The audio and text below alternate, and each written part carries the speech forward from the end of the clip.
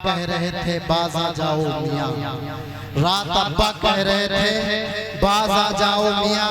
इतनी इतनी रात को आखिर कहाँ जाते हो तुम?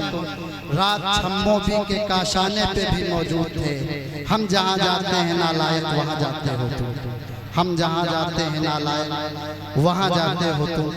शायरी शेर व अदब का लगाओ इंसानी दिल से हुआ करता। इंसान कोई जुबान समझे या न समझे, लेकिन शेर व शायरी की जुबान बखूबी समझता है। इमरुल कैस एक अरब का शायर गुजरा है, बड़ा शायर है, सबाए मुअल्लका में से। उसके अशार काबे की दीवारों पर लटकाए जाते थे। जब उसको उसके दुश्मनों ने पकड़ा उसकी गर्दन मारने के लिए, तो उसने कहा बेशक आप मुझे कत्ल कर दीजिए, लेकिन मेरा एक पैगाम मेरी बच्चियों तक पहुंचा दीजिए, मेरी बेटियों तक पहुंचा दीजिए। उसने कागज उठाया और एक मिसरा उस पर रकम किया, इब्नता इम्रुल कैस इन्ना अबाकुमा, कि ए इम्रुल कैस की बेटियों बेशक तुम्हारा बाप। ये सिर्फ एक मिसरा है शेर का, इससे बात वाज़े नहीं होती है। कहा ये मेरी बेटियों तक पहुंचा दीजिए, बेशक आप मुझे कत्ल कर दीजिए। कातिलों ने उसको कत्ल कर दिया और वो एक मिसरा लेकर उनकी बेटियों तक पहुंचे। दो कातिल थे, दोनों एक मिसरा लेकर कागज पे रकम करके पहुंचे। उनकी बेटी ने पढ़ा इब्नता इम्रुल कैस इन्ना अबाकुमा, सोचा गौर किया और कहा कोई बाप अपनी बेटियों को या बेटों को तभी पुकारता है, याद करता है जब वो मुसीबत में होता है। फौरन दूसरा मिसरा लगाया, इब्नता इम्रुल कैस इन्ना अबाकुमा क़द क़ुतिलतु वल क़ातिलु लदैकुमा, ए इम्रुल कैस की बेटियों बेशक तुम्हारा बाप कत्ल कर दिया गया है और उसके कातिल तुम्हारे सामने मौजूद है। वो दोनों तलवारें लेकर के आई और उनकी गर्दन को मार दिया। कहने का मतलब ये है कि शेर और शायरी का लगाव जो होता है वो इंसानी दिल से हुआ करता है। शायरी को विरासत में संभाले हुए हैं हमारे जनाब हाफिजुल्लाह हैदर साहब। ये सिलसिला इनका खानदानी सिलसिला है। ये वालिद मोहतरम के विरासत को आज इन्होंने जो संभाल रखा है, मैं बारगाह समदी में दुआ गो हूँ कि अल्लाह तबारक व तआला इनसे तादेर अदब की खिदमत लेता रहे। हजरात आइए, हमारी फहरिस्त में एक मेहमान शायर जनाब इसराइल हमसर साहब के नाम से मौजूद हैं।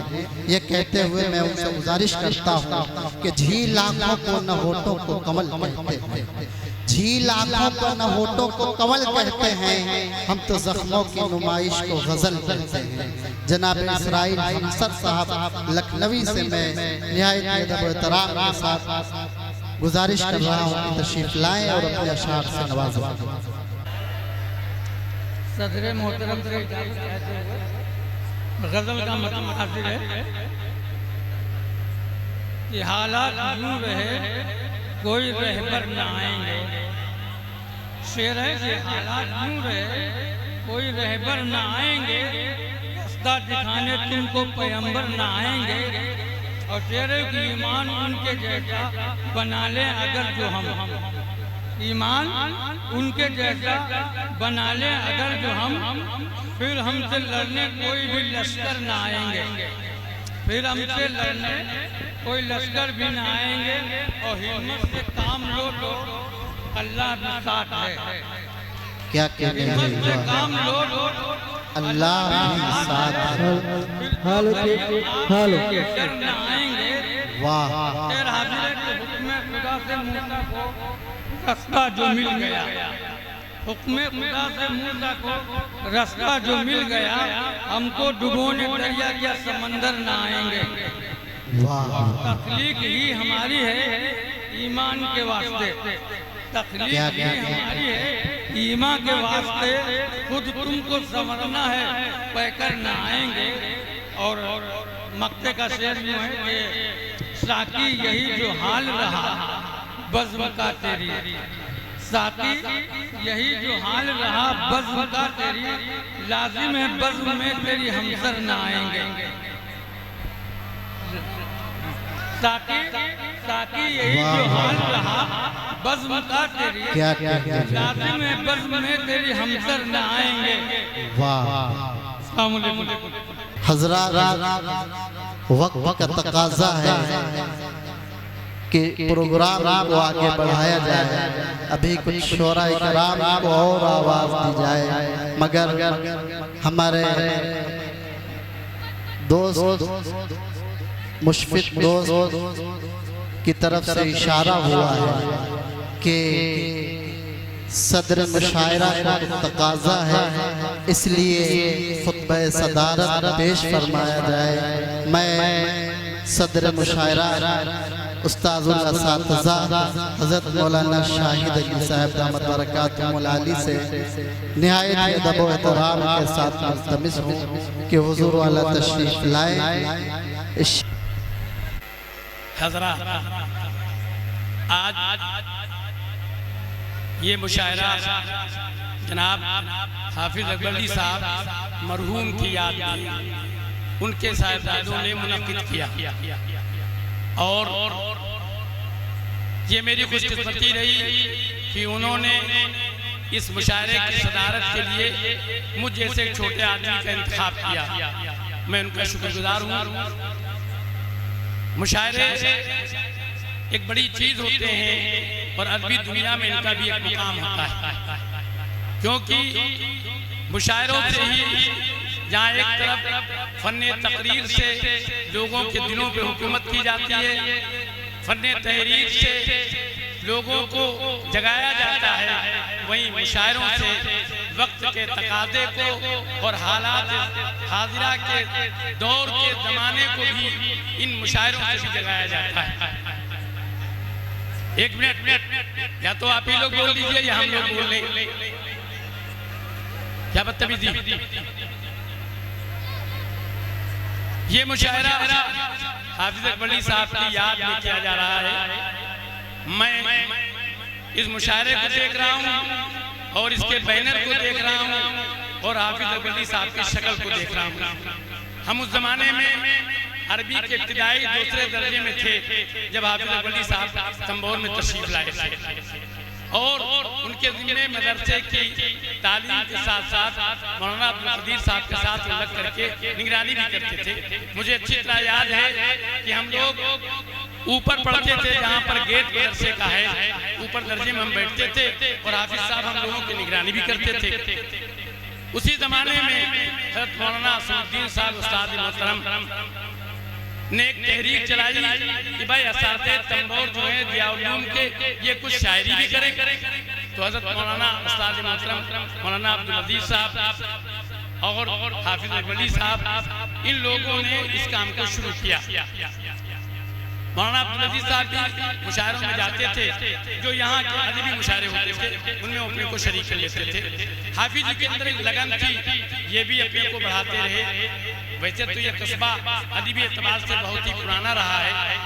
हमारे नौजवान बैठे हुए हैं, उनको तारीख बहुत कम मालूम होगी कि इस कस्बे के अंदर एक ज़माने में शायरी में जनाब हाजी नईम साहब का एक मकाम था। जनाब यूनुस साहब जो मदरसे ज़ियाउल के एक मुद्दत खजानची रहे, उनका एक मकाम था। जनाब नईम साहब के रहने वाले जो हाजी करमली साहब के साहबजादे थे, वो भी शायरी लिखते थे।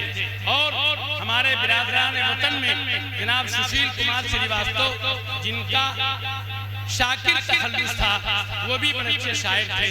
और मुझे उनका किता याद आ रहा है, वो कहा करते थे कि अब कोई चांद पर पहुँचे न पहुँचे, किसी ने चांद के दो टुकड़े किए।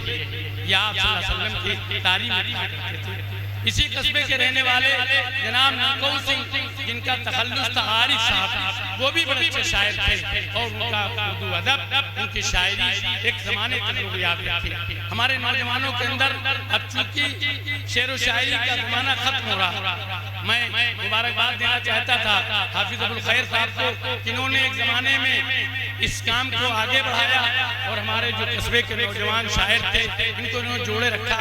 लेकिन ज़माने की गर्दिश ने शायद उनको दो चार कर दिया है, वो सभा फसलों में घिरे हुए हैं, इसलिए शायद इस चीज़ को उन्होंने मुनक़ते कर दिया। मेरी उनसे दरख्वास्त है कि उनके यहाँ अच्छी जगह है, लोग अच्छे हैं इसलिए उस काम को आगे बढ़ाया। मुशायरा नाम है रदीफ, काफिया और अशार को सही ढंग से अदा करना।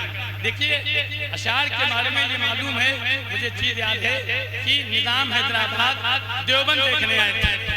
निज़ाम हैदराबाद जब दारुल देवबंद देखने आए तो हज़रत क़ारी तैयब साहब के साथ वो दारुल को देख रहे थे, और जब दारुल की मस्जिद के गेट के पास पहुंचे तो उन्होंने हजरत से फरमाया कि हजरत मेरे पास एक मिसरा है, जरा उसका कोई जोड़ लगा दे। देखिए मिसरा कोई उस तरह नहीं था, लेकिन निज़ाम हैदराबाद दक्कन का बादशाह था। उसने क्या मिसरा कहा? उसने मिसरा कहा कि दरख्त पे टहनी, टहनी पे पत्ता, पत्ते पे कतरा शबनम का।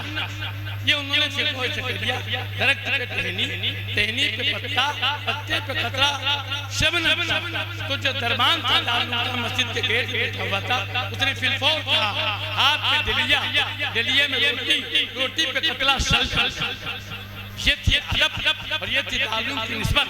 निज़ाम हैदराबाद में रुक गए, उन्होंने बहुत सारा इनाम उसको दिया और कहा हजरत जिस इदारे के ये चौकीदार और दरबान ऐसे हुए उस इदारे के लोगों को क्या हाल। तो मेरे भाइयों मुशायरा बड़ी अच्छी चीज़ है, बहुत अच्छी चीज़ है। हमारे नौजवान कस्बे में जो शायर तैयार हुए मैं इनके बारे में कहना चाहता हूँ कि ख्वाबी रूह जब बेदार होती है जवानों में तो नजर आती है उनकी अपनी दिल आसमानों में।